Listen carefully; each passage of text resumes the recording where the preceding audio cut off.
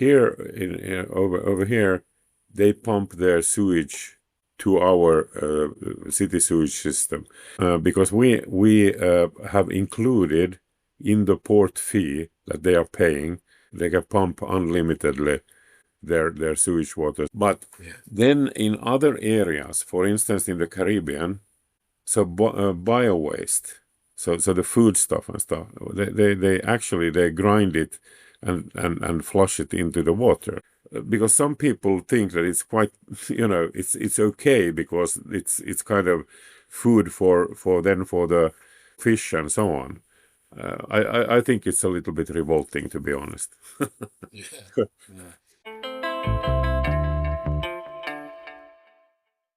Hey, Tico, welcome. Thank you. This is an exciting one for me. I'm a nerd about ships, and we've had good conversations offline about this. But for those who don't know you as well as I do, just a little bit about you and how you arrived in this field of big machines on the sea and so forth. Well, I've been working throughout my professional career, totally 16 years in shipping companies, always involved with passengers, either with passenger cruise ferries or then with Ropax ferries. I'll explain that later on to all nerds how where you put the line. And I worked for two separate two different shipping companies. So two stints in one of them, Viking Line over here in the northern Baltic Sea, a Finnish company, and then for Grimaldi Group, Napolitan-owned group, and for their Finnish subsidiary Finnlines. In addition to those 16 years in shipping companies, I've worked another 16 years with supplying goods and services to duty-free travel retail, mostly here on the Baltic Sea. So the shipping companies have been my customers, and I've had both working as a supplier but also as a service partner. And the last 3.5 years, I've worked for the port of Helsinki. Helsinki is the capital of Finland. The port of Helsinki is one of the busiest passenger ports in Europe, actually. So last year we served 9.5 million passengers, which sounds incredible because the country is here. Finland has a population of 5.6 mil. We have a very frequent traffic to Estonia with a population of 1.3 mil. And then also busy services to Sweden. Sweden is a 10 million population. So considering the markets here, these 9.5 million passengers is huge. Some of that is cultural. People in the Nordic countries travel possibly multiple times a year by sea to the Definitely. neighboring countries. So, whereas in Europe, mostly ports are for cargo, and maybe people take one cruise in their lifetime or one cruise every 5 years. But sort of Finns and Swedes go on ships all the time. Is Yeah. that kind of true? Yeah. We have a long heritage. Finland, even though we have land borders to different countries, Finland is basically an island logistically.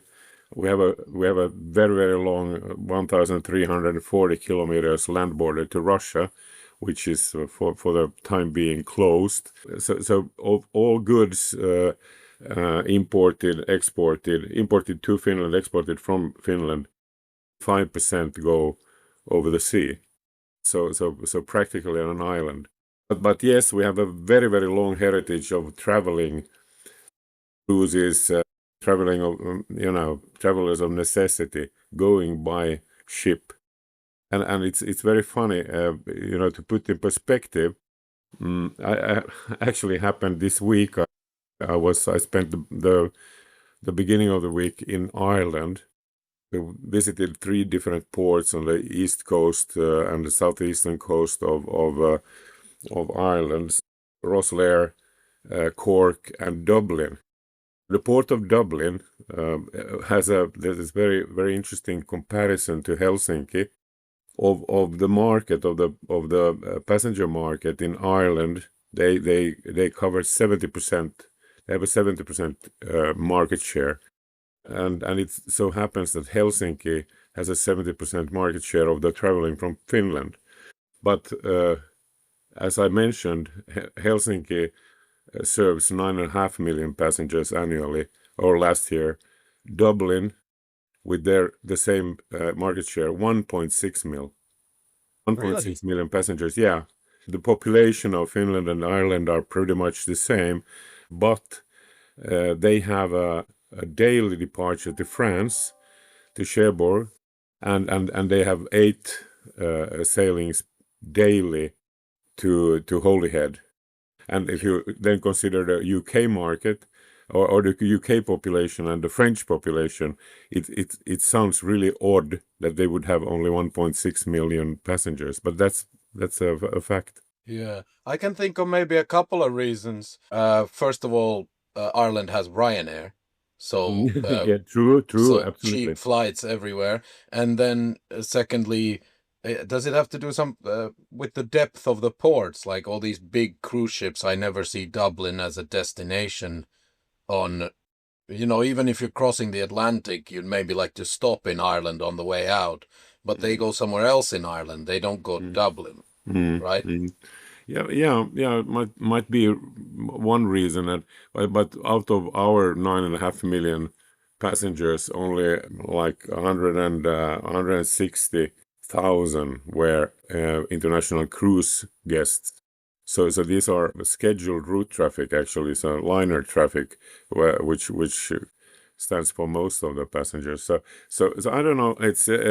But we have a long history of traveling, and one of the drivers used to be the fact that Finland has a very high excise tax on alcohol and on tobacco, and used to have also luxury goods. So the duty-free trade was really big, had a big role, and of course that was an attraction to go on board and buy cheaper booze. Also, the neighboring countries, Estonia has significantly lower excise tax on alcohol. So that used to be a very strong driver and has probably developed the market quite a lot. But today, I mean, the market is evolving to something else, and it's a lot more the travelers of necessity to and from Estonia. There's a lot of cultural travel, gastronomic travel, so Yeah. the families go. So it's different. It's changed a lot in the last decade. So So you would say that the pure vodka tourism has slowed down then? absolutely, yeah. I'm sure the Estonians are happy about that because we had Mike over here before talking about some Estonian culture and stuff, and the Estonians don't really like Finnish people because of that reason. So I think they'll be happy about that, right? Yeah. I'm not saying that it's all ended already, but it has less importance than before. But we have we have, as you know, a very Eastern European alcohol consumption habit. So Yes. so you are you're supposed to drink so that you get drunk. But of course, gradually this is changing. I participated in a dinner, traditional crayfish party last night, together with some young students, and I've been volunteering for the student union of the Swedish Business School here in Helsinki, which I used to study at that. And so I've been helping them along, and there was the new board for the student union, and I think we were maybe 20 people, and 4 of these people were drinking schnapps, which is extraordinary. Yeah. It used to be, people used to just pour it down their throats before, but this was in the Yeah.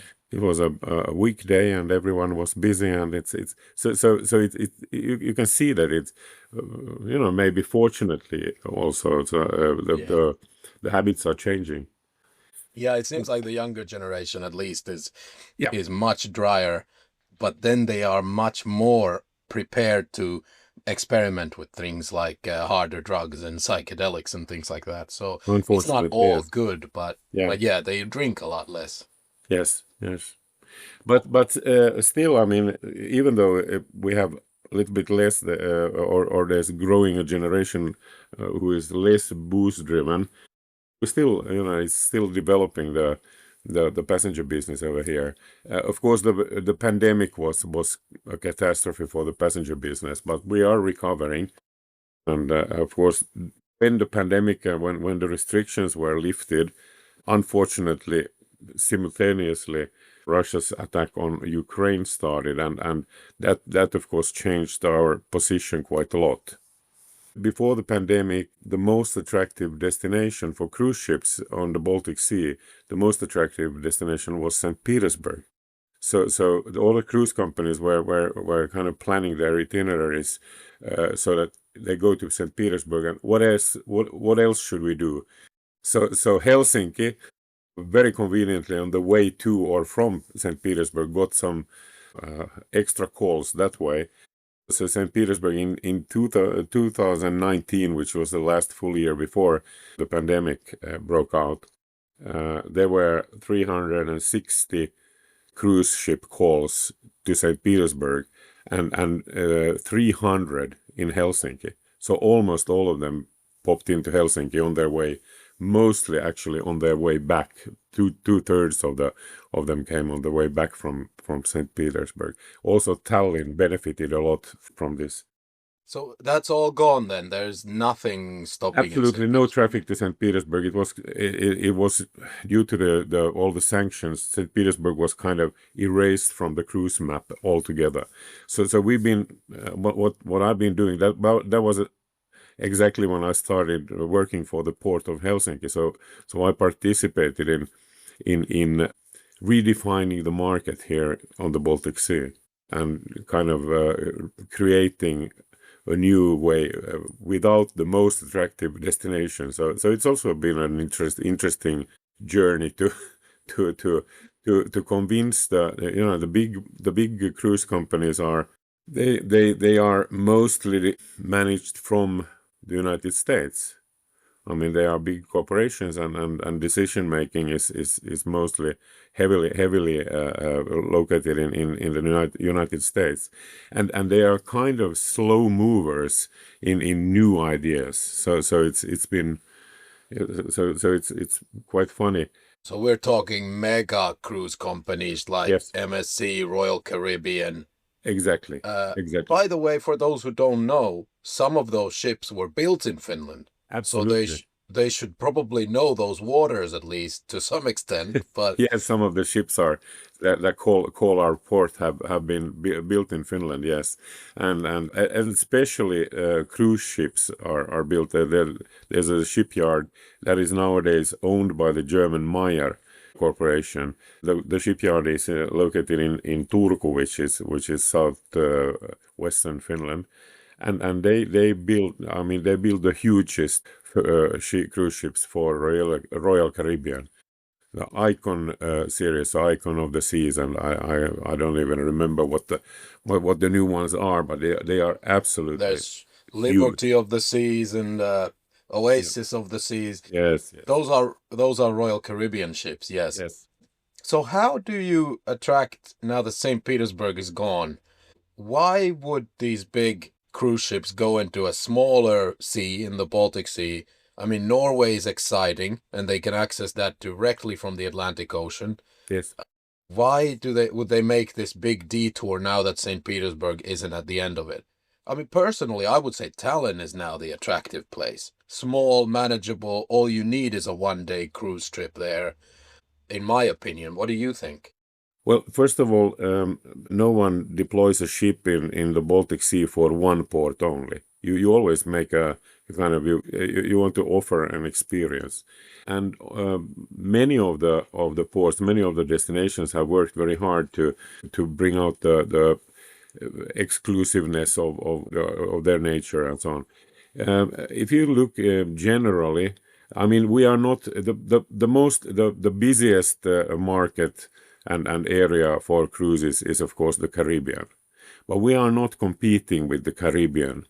People don't come here to go to the beaches and or for the sun or for the hot climate, but what we can offer in the and this goes for all the countries around the Baltic Sea, a very safe environment. So I always tell, when people ask what's so special about Finland, I said from first grade in school, kids go on their own to the school and they come home on their own. I mean, that's unique in the world that you let them go on public transport and everything without a parent joining them. It's a funny thing. I mean, Finland has been already for 8 years, consecutive years, been declared the happiest, or the Finnish people, happiest people on earth. Don't get me started on that. I don't think those researchers actually visited Finland. Uh, I am not a you believer know in what? this You know research. what? When you dig into the questions of the of the questionnaire, you'll notice that I always say that Finns are not the most cheerful people in the world, but they are happy because they feel safe and they trust their neighbors and they trust the authorities, and they have a very safe life. And also social security is very strong, so you have a strong network if you get unemployed or are in trouble, and the healthcare system is good and it's public, so we have very high taxes, but we get a return. And I think that the safety and the kind of the not so busy life and not so crowded and very very clean nature, I mean, these are factors that make us the happiest people in the world. So in that sense, then, because cruise ships, these mega ships, have a few thousand people on them, everyone has their little cabin, their little box. So what those Nordic countries should offer is the brochure should be pictures of a lot of space and no Yes. people in that space and Yes. fresh air. So Yeah. take them from the port directly into a cabin in the woods with a fresh lake to swim in and some breathing space. Yes. Absolutely. Absolutely. And that's what they, of course, there are people who want to see the main attractions, but the people who really are who are interested in what the country, going deeper, then they really they want to experience the nature, the pure nature, and walk in the woods and drink water from a lake directly, and stuff like this, and the sauna.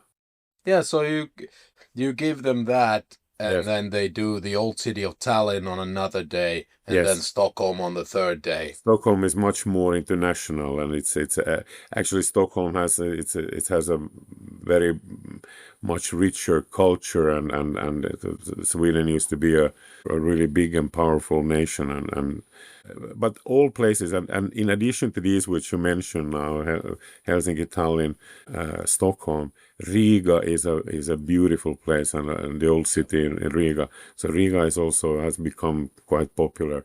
Then there are the islands here. Visby in Gotland Island is a very picturesque and nice destination, and very popular among cruises.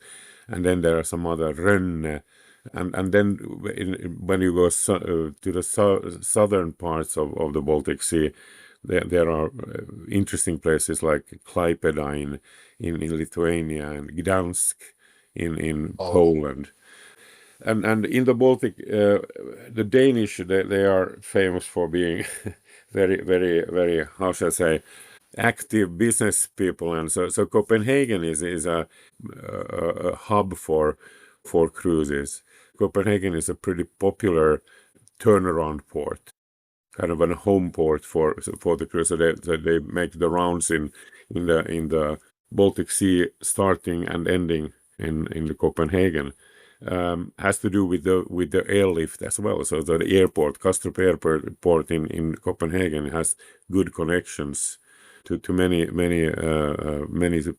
important cities that work as source markets. But to be honest, in the future, we are working very hard to also establish Finland. I mean, establish Helsinki as a turnaround port, as a home port, because it sounds odd, but Helsinki has very good connections, flight connections to the big cities in Europe and also to several bigger cities in the United States. So these places we actually cover many important source markets, and then of course combining that with the fact that we have a heritage and people are very oriented on traveling on the sea.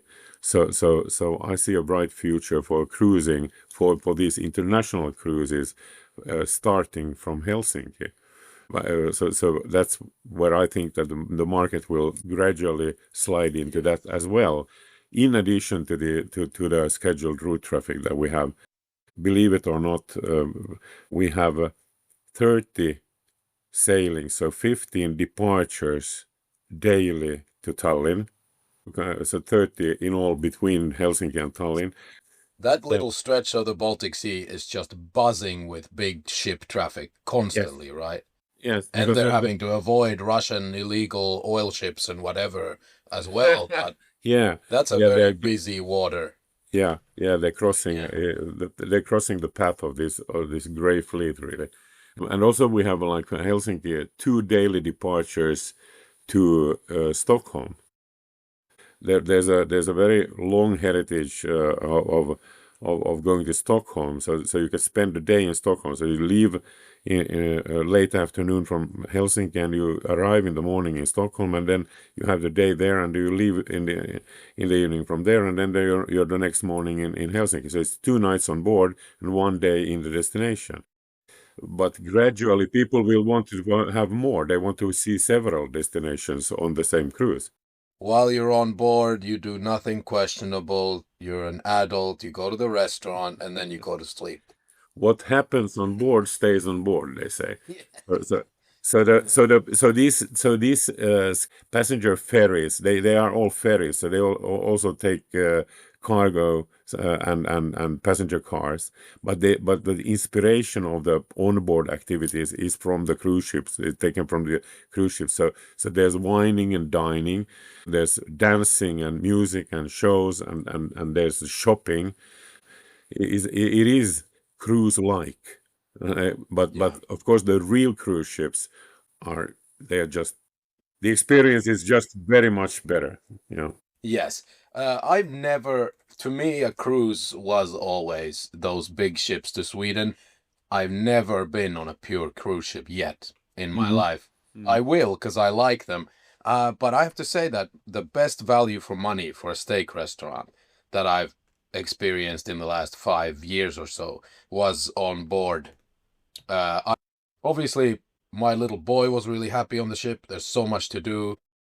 And in low season, everything costs nothing. And there's nobody fighting for the best tables in a restaurant. And great experience overall.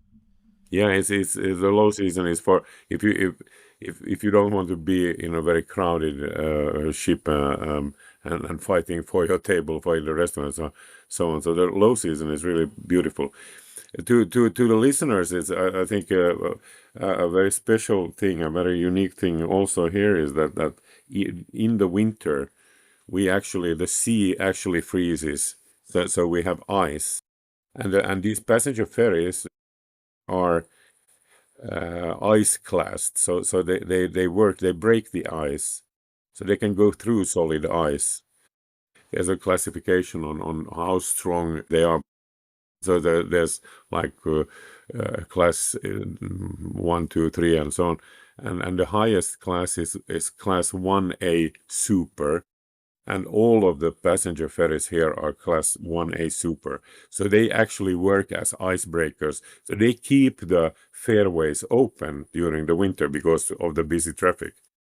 That's a really interesting. Of Yeah. course, we have in Finland and also in Sweden, we have real icebreakers, but those are used mostly then a little bit on more on the northern side, and also when you go deeper. Now you don't need them so much for St. Petersburg, or actually you need it because the bloody oil ships that they now operate with the gray fleet, they are, the quality is awful. So we want to avoid catastrophes. So the icebreakers are keeping the fairways open just so that we don't get damaged there.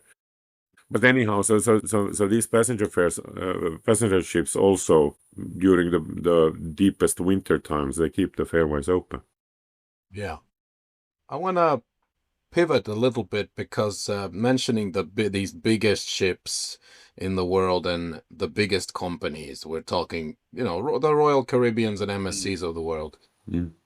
Norwegian Cruise Line and so on. Yeah. Yeah, they are now for the Caribbean season. I understand there are various seasons that part of the year they do in the Caribbean, and then they do European, Spain, the Mediterranean, and so forth in another part of the year. But during the Caribbean season, now they have bought private islands in the Bahamas and stuff. True. And I mean, to me, that sounds like a nightmare. That you're taking the little experience of actual culture and local people and food and everything you could experience during your one day in the Bahamas. You're taking that all out, and now they take you to an all-inclusive resort island of Yeah. their own. Yeah. They have a parking space there, a jetty or a pier or whatever you call it. Yeah, pier, yeah. And they just funnel their people off the boat and into another Royal Caribbean resort. Yeah, but it's odd. You make it sound odd, but let's turn it around and say, first of all, they are integrating the business instead of spreading the business to whoever. They're keeping the money in their own revenue.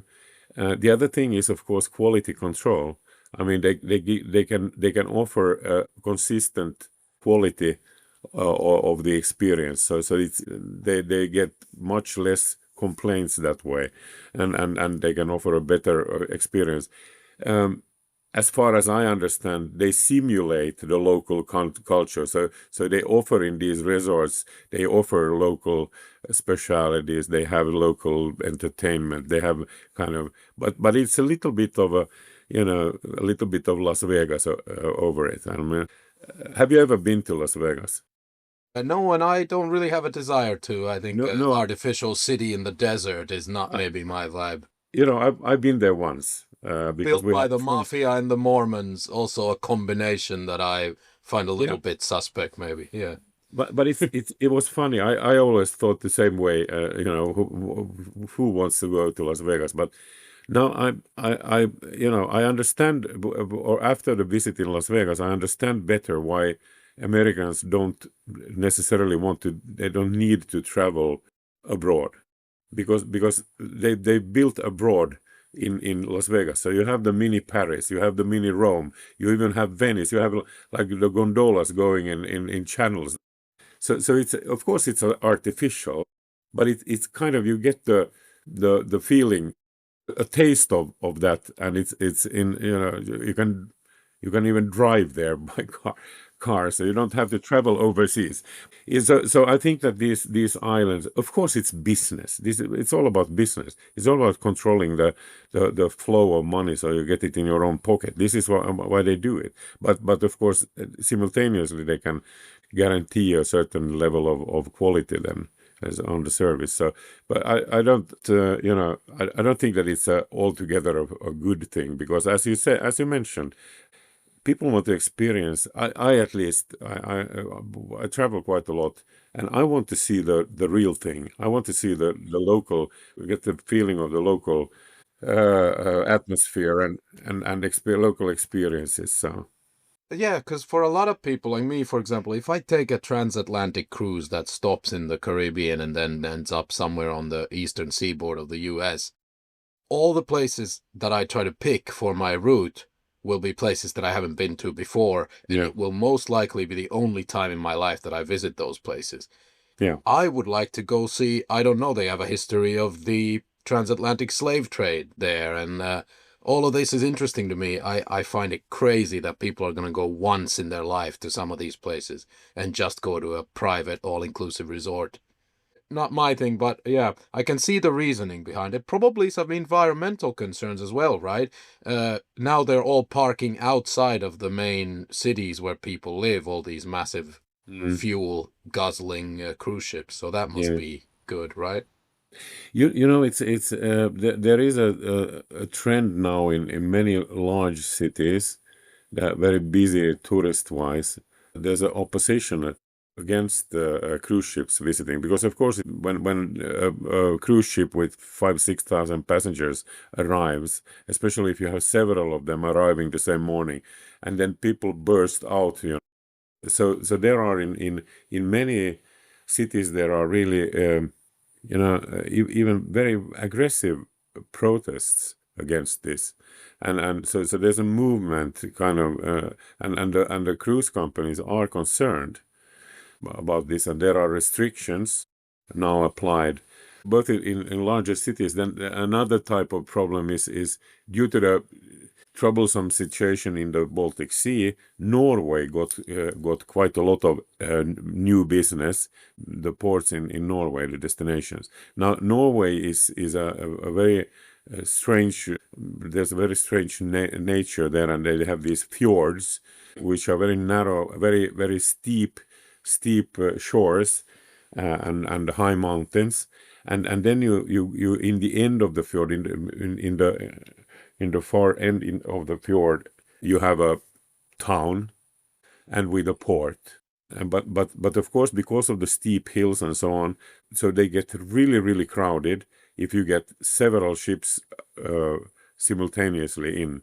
And they have real concerns about the nature, that the nature is suffering.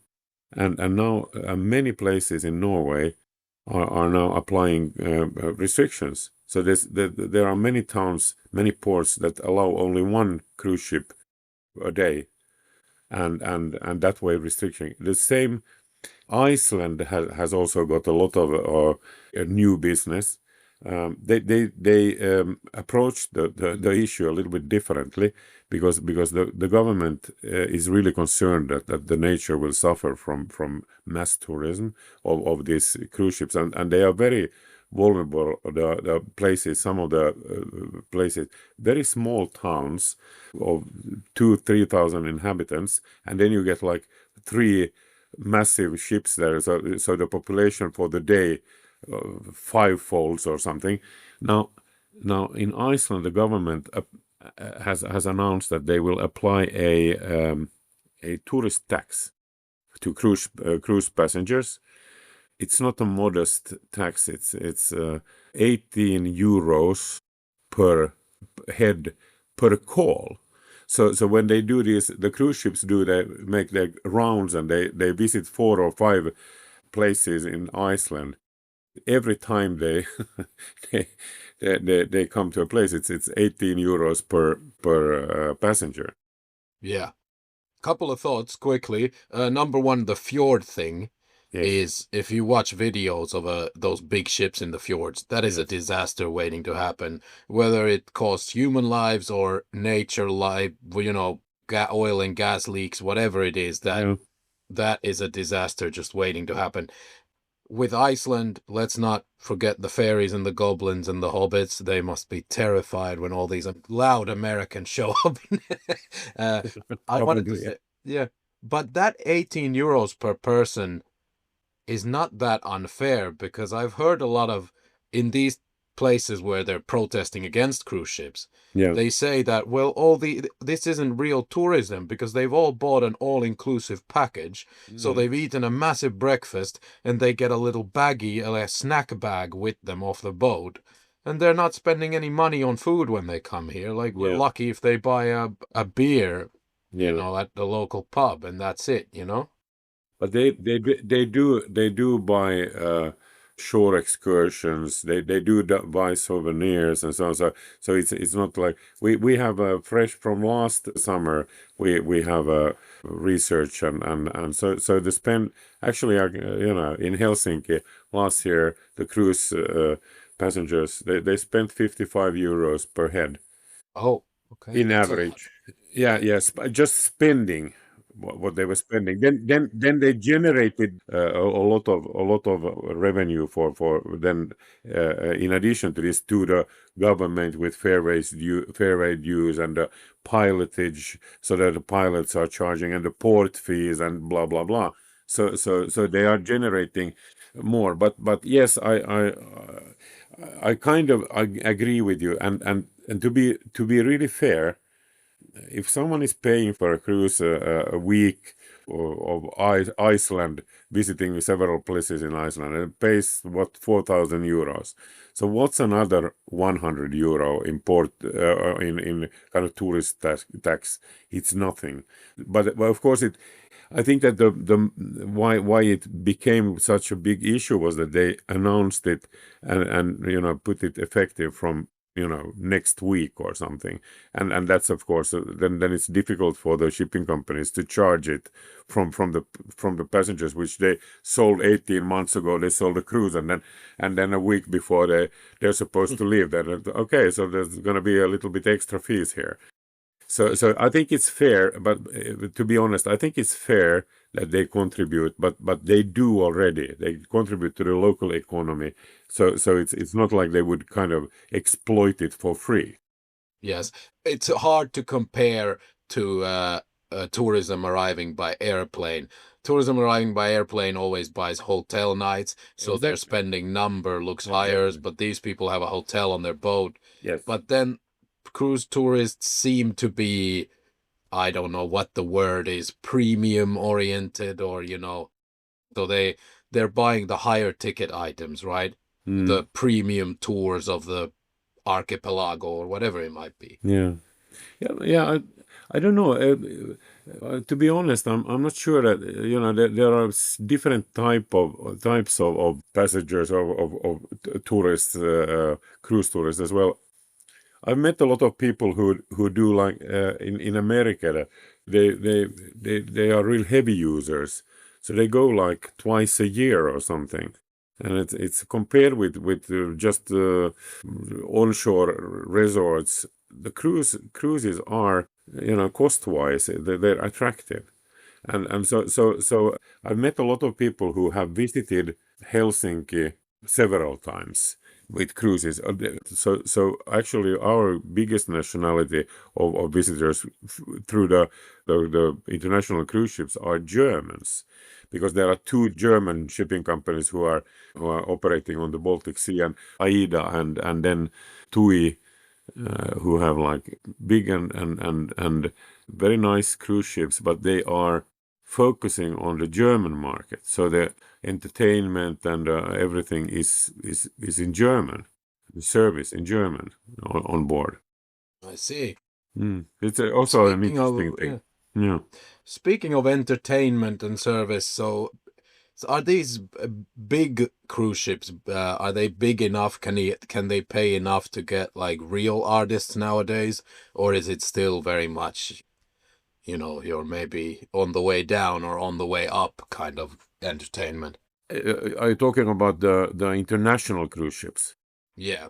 Yeah, I think that they have all kinds of special cruises where they can have like real artists, but like top level. But in general, they're working a lot with the entertainment. But it is not like the real hot names. But they have like they have big entertainment teams, and they have very popular shows, and then the largest, I know that Royal Caribbean, they have a pool of super interesting and high quality acts, and then they circulate on the different ships, so they kind of so they don't join the whole cruise, but they are kind of jumping on and off ships. So it's an enormous system I can just imagine what kind of coordination that requires. The machinery of the whole industry is so fascinating. There are people who more or less spend their entire lives on and off these ships, as in Yes. people have chosen to live on them because it's cheaper, or or at least pretend to have an address maybe for tax reasons somewhere, but then really they're on ships all the time. And then there's people who work on them more or less their whole lives, just get on and off different ships, entertainment, food. I mean, this is crazy. I wanted to ask you just the toilet water thing. But if we stick with the environment a little bit, everyone I'm sure watched on Netflix. There was a big documentary that came out, the Poop Cruise or whatever it was called. When this went very, very wrong on a big Yeah, cruise ship. yeah. What do they do normally? Like, let's say in the Baltic Sea, where does all that brown water, gray water, whatever categories they have for sewage, who takes care of that? Where does it go? It's first of all, in the Baltic Sea we have a much tighter regulation on all environmental issues. So that also means that many of the older cruise ships cannot come to the Baltic Sea because they don't have the equipment, and they are not allowed here. Uh, Here over here, they pump their sewage to our city sewage system, because we have included in the port fee that they are paying. They can pump unlimitedly their sewage waters. So we're talking, you have black water, which is then the real bad stuff, and then you have gray water, which is not like the poo but everything else that has been used, and then there's the sludge kind of oily things that they also. So we actually take care of all this, and it's included in their port fee. So they would be stupid not to utilize it. They do. They really use it, and we also include the waste, all kinds of waste. The only thing, and in the port fees, so they don't pay extra for it. But the only thing that we require, and it's a must, is that it is already sorted. It comes like according to our criteria. So you have like glass separately and metal and so on.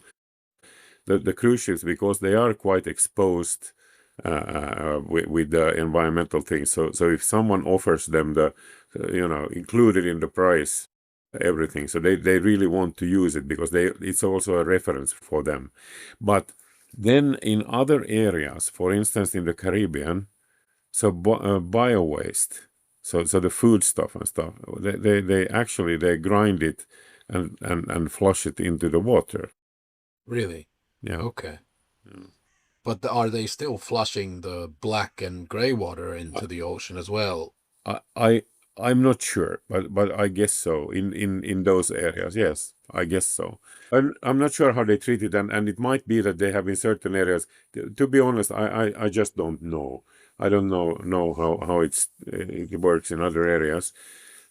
So it might be that they have like restrictions with this real sewage stuff, and they have possibilities to pump it, but somewhere. But food, because some people think that it's quite, it's okay because it's kind of food for the fish and so on. I think it's a little bit revolting, to be honest. Yeah. Yeah. Grind the food that you cannot serve anymore, and then kind of pump it into the water. But this is not to say that ships are doing anything more revolting than humans in general, because humans based on land are doing worse things with their uneaten food. So, and they have like the modern ships. They always have for the sewage and everything. They always have water treatment equipment. So they don't. It never. I have to correct what I said just previously. They are not pumping like just as it comes from the toilet bowl, so they are treating it still, but of course it's not completely purified, but at least they're treating it so that it's not as bad as. And the cruise industry is actually building quite a lot of new ships, and they demolish the old ones.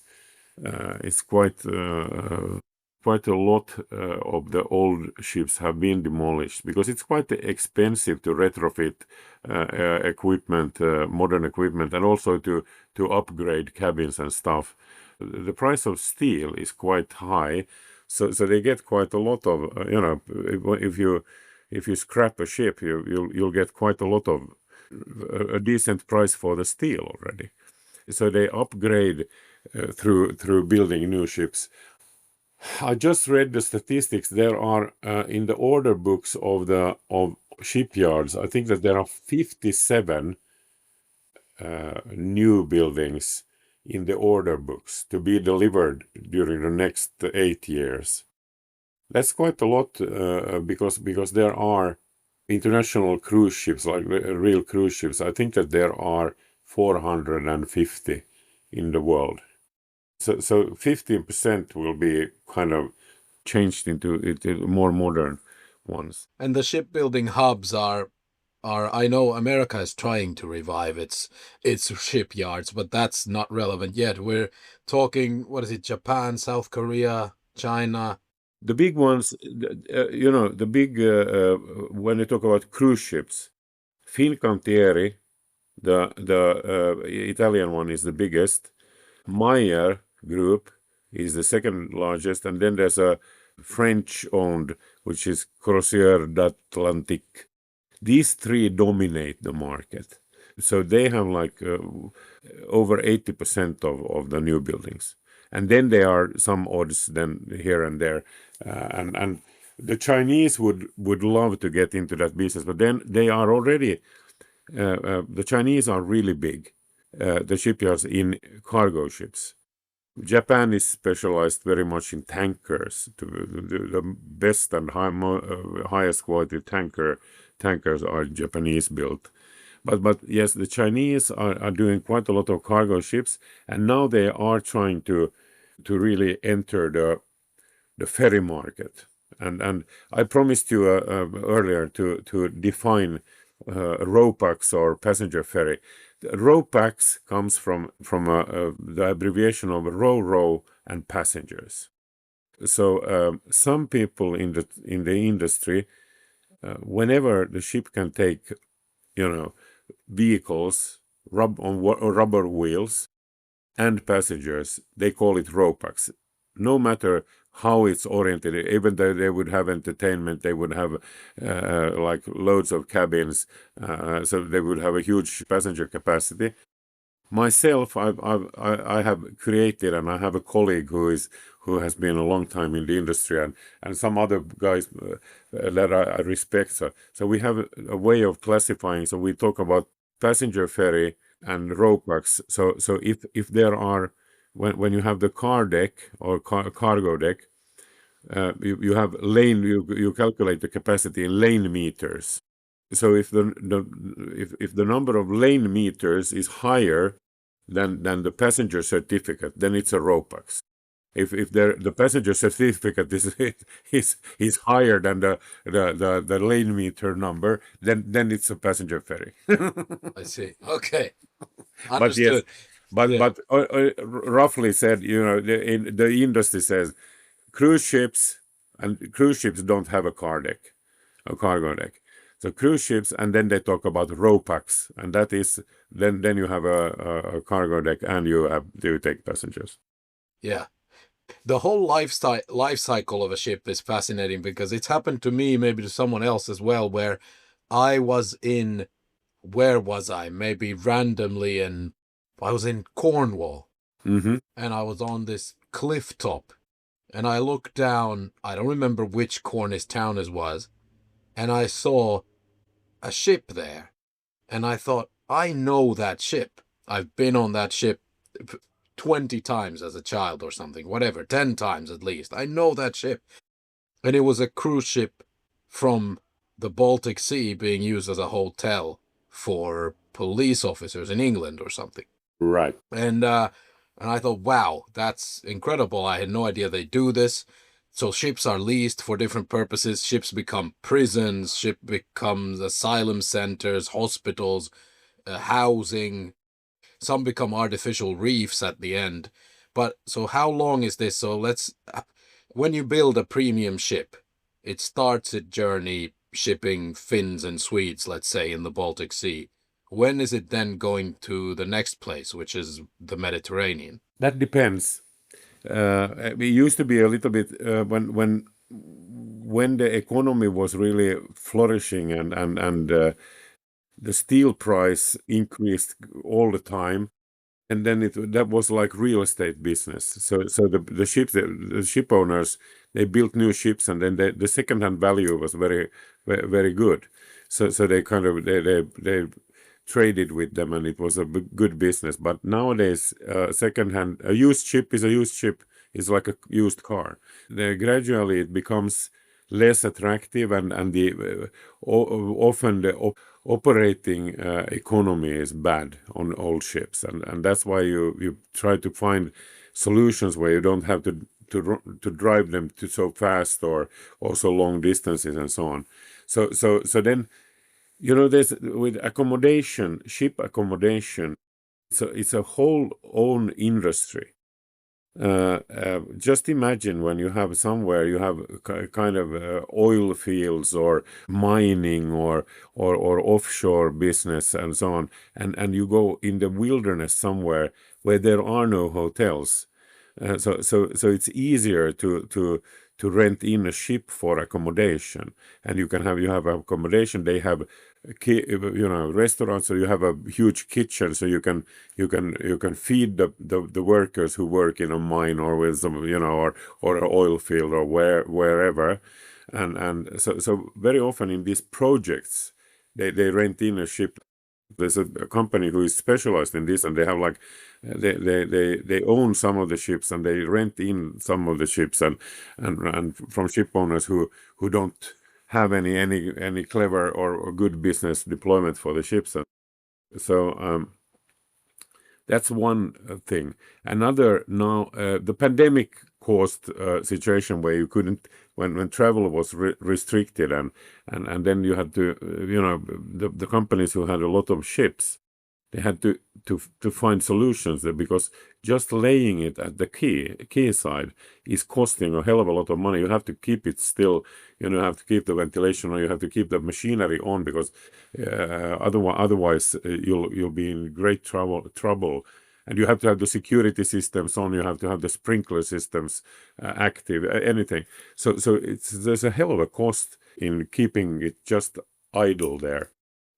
So during the pandemic, there was a lot of movement kind of for accommodation and so on, and also laying up ships. And then after the pandemic, the refugee crisis with Ukrainian refugees, and massive amount of them, and also other refugees from Africa and from the Middle East. So a lot of the ships are actually parked somewhere as accommodation for refugees. So one of the ships that you probably remember from your youth, Silja Europa. Yeah. You remember this ship? It stands in Rotterdam, and it's a accommodation for refugees. Yes. This is the ship, by the way, for any other ship nerds out there, this is the ship that was the first one to help the closest ship to the Estonia disaster, the ship that Yes, sunk, right? yes, Yeah. yes. Yeah, Ship from the and 90s. as Right? Yeah. as you when you mentioned this, I think it's fair to mention that of course in these situations, one of the captains who is closest, or when they go to rescue in a rescue mission, one has to take lead, and that was the captain of Silja Europa, Mr. Esa Mäkelä. He was the guy who took the lead of the rescue operation at sea, and fantastic seaman, a fantastic captain, and stayed calm in a very difficult situation, and he's a real hero. Incredible. The recordings of his voice are on YouTube, and the calmness under what they saw must have been insane. Just how calmly and matter-of-factly he describes that, okay, we saw lights, and now all the lights are gone as Yes. the ship is down. And that was, incredible things to listen And to. for Very all sad, ship but nerds, here now, so Esa Mäkelä's daughter, Pamela Mäkelä, is also a captain. So she is the master on Viking Line's Viking Glory. hey, cool. And considered she's considered a very very good captain as well. So it goes in the blood, in the genes. Yes. I know you're a very busy man. That's a cool fact, but if we can bother you with a couple of more just quick questions, you don't have to take forever. A fun one. You were in beverages and duty free before. You and I have traditionally told each other about absolutely disgusting alcoholic beverages that we encounter around the world. Give us just one, the worst one you think. You know, All you know, time I, champion. there's two, but one of them I actually love. But it is, you either love it or then you just hate it, and it is the Hungarian unicum. Oh, Unicum Svak. Yeah, Work Unicum, and yeah. which has a fantastic, the beautiful brands. I mean, the really good ones have a fantastic story, and this is really has a very fantastic story to it, and very dramatic turns in the history of the Zwak Unicum, and it was invented by a doctor, Josef Zwak, as it was actually medicine originally, and it has like tens of herbs and everything that tastes awful. It was meant to taste really awful because it was a kind of stomach medicine. It's a bitter liqueur, and then it's strong, so it's like 40% alcohol, and but it is either you fall in love with it completely, or then you just vomit straight away. That's a really challenging one.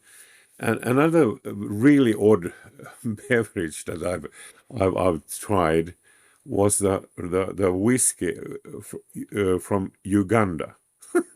Oh, okay. Uh, This is new. All yeah, right.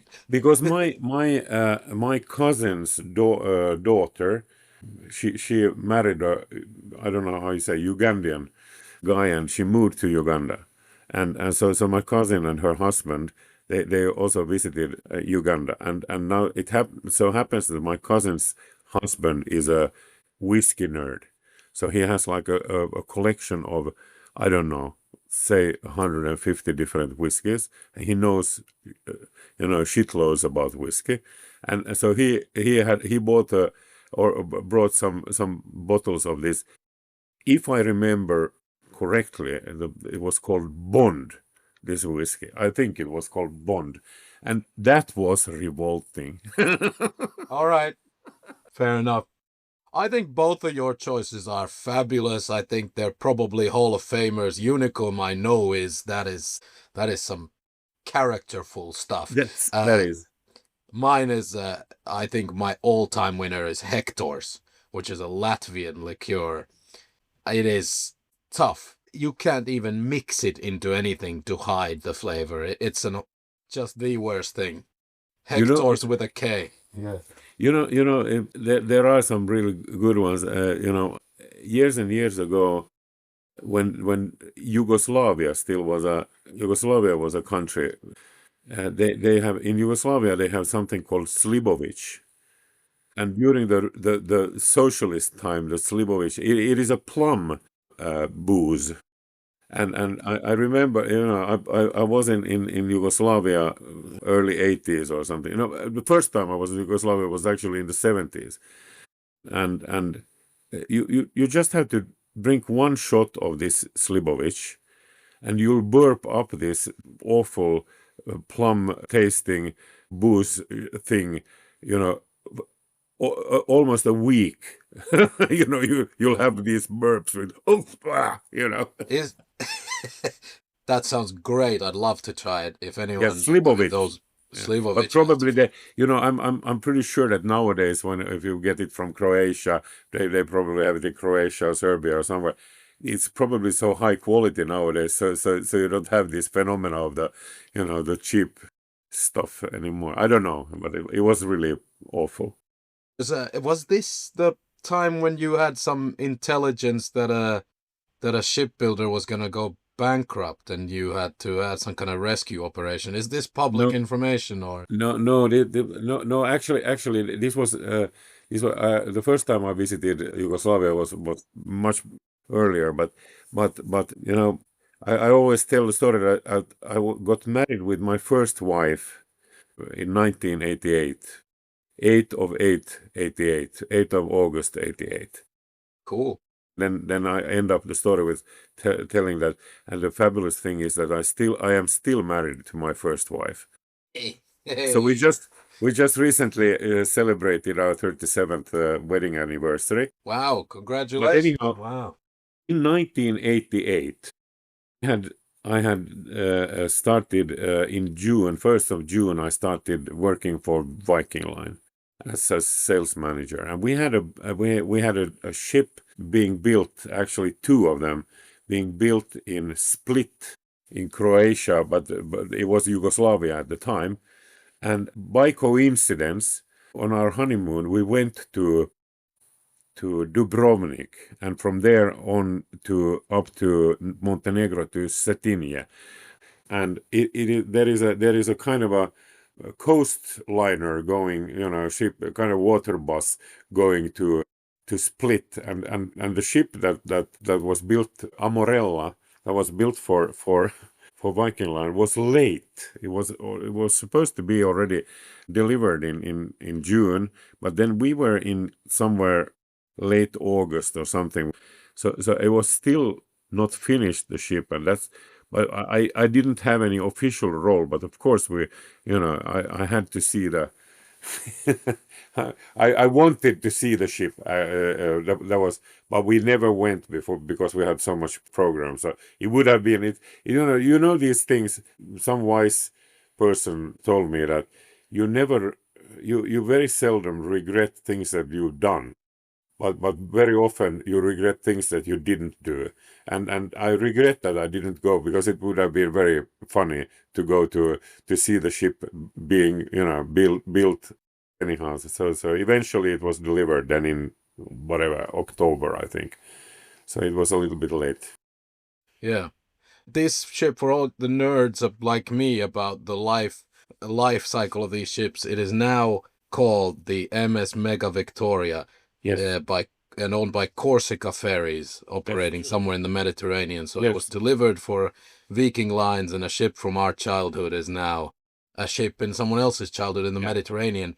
And one day it'll be one of those cool videos when it's driven to shore in India and people take it apart by hand, right? yes. But we're maybe, what, 20 years away from that or something? Difficult to say, but yeah, probably it might still have a third life somewhere. But Amorello was a decent, it was like a jeep on the sea, so it was very durable. It was a hardworking horse at Viking Line, and then they still got a decent price for it when selling it to Corsica. They actually, Corsica Ferries they have another of Viking Line's old ships. The ship was called Mariella. Was built in Finland, not in Yugoslavia, but in Finland, and it was delivered 1985.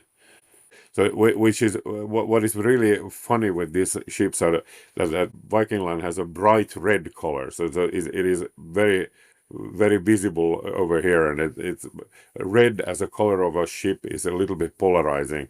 Some people don't like it.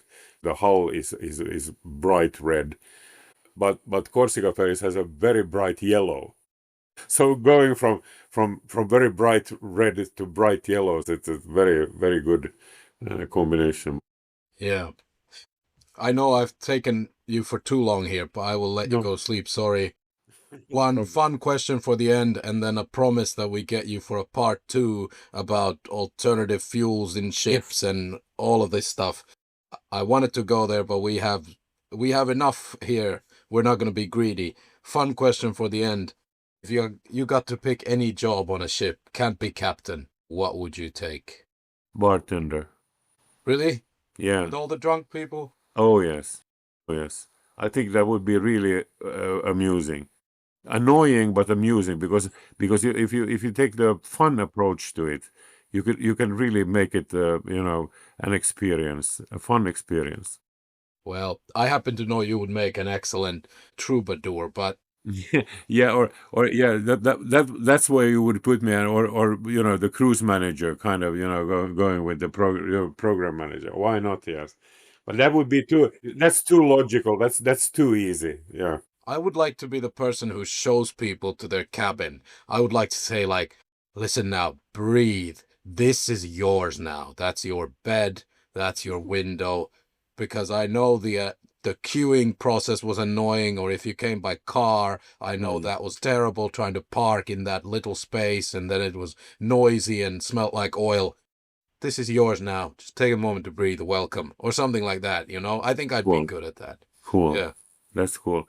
But I'm looking forward to taking a session on with you with alternative fuels, the energy solutions of the future in the maritime industry. And I agree with you that it's a little bit too much if we continue now. But let's take an issue where we really focus on that, because it's an interesting issue. It's a very hot topic right now, and there are a lot of speculations and just a few solutions still.